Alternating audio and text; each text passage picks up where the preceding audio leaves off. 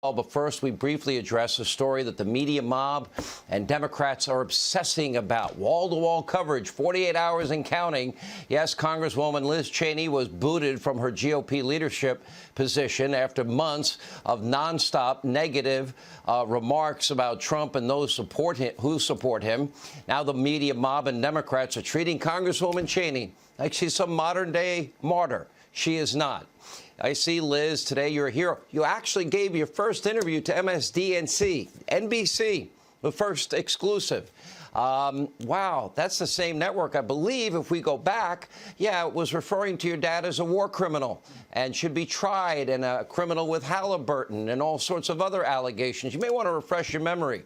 Too bad, as a Republican leader, you never showed the same passion fighting the radical socialist Democrats that bribe Iranian mullahs, abandon our ally Israel with the same type of passion and psychotic rage that you have against all things Donald Trump. Now, my message to you, Liz, is have fun. I'm sure you have to love all the praise and attention you're receiving. But remember, you're receiving it from the very same people, the Democrats and the media, that called your father a war criminal. The very people that helped put Scooter Libby, I think he's a friend of yours, in jail, and the same people that accused your dad of numerous crimes and felonies related to his work at Halliburton. Perhaps you've forgotten. I have not. Here with a quick refresher might help you remember. Take a look. Liz Cheney is not going to go away.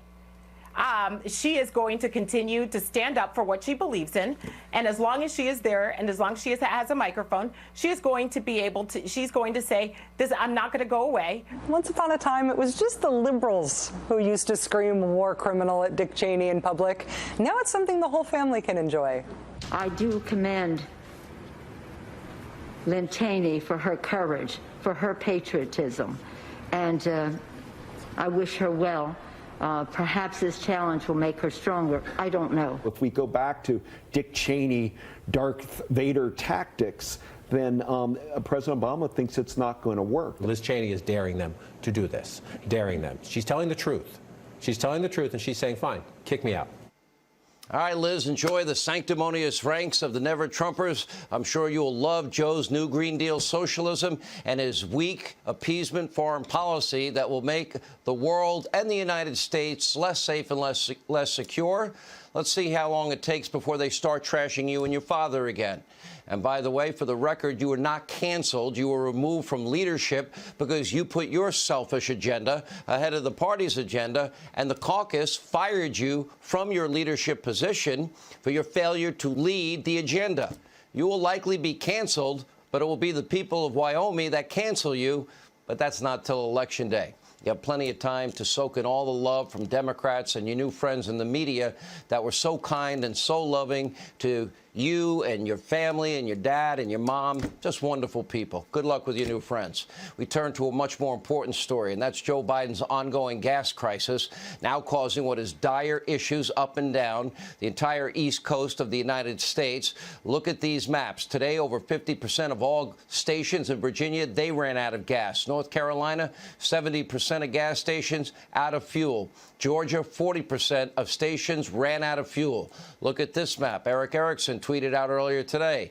This is Atlanta. Those red dots there, yeah, they show how many stations don't have any gasoline.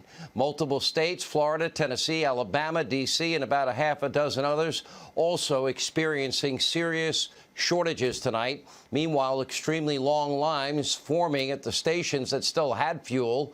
Joe Biden didn't want to talk about it. He was too worried and concerned he'd get in trouble if he answered too many questions.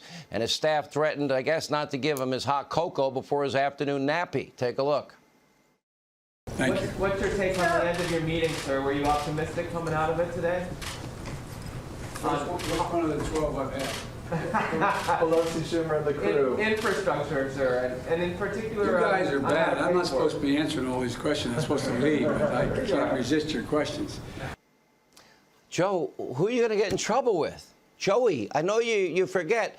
Try and remember. If you work really hard, you can remember you're the president.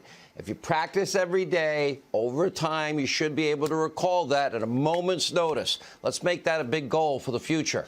Now, finally, when Joey addressed the crisis, his remarks were Actually, pretty bizarre. Take a look. President, what do you say to Americans who are worried about the supply of gas and rising prices right now? I think what this shows is that I think we have to make a greater investment in education as it relates to being able to train and graduate more people proficient in cybersecurity. Look, what's the one thing people are concerned about with the gas? Gasoline prices going up. Exactly right. And it matters if you make $40,000 a year. It matters if you're a two-family person that making $80,000, $90,000, two wage earners. It matters. Oh, excuse me. Anyway, apparently the pipeline is coming back online. Great.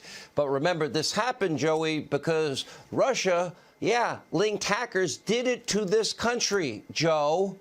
What are you going to do about it? The people in Putin's Russia. What are you going to do about Vladimir, your buddy, your friend? Did you call him?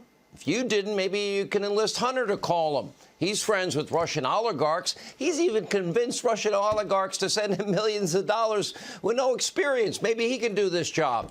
And Russians, by the way, Joe, they're shutting down our country. You haven't said a word. Not a peep, Joey. Not a word. Didn't you promise to be tough on Russia? Now's a good time. Every hostile regime in the world sadly knows that Joe is weak and frail, and they also know what all of you know, that he's a cognitive mess, unfortunately.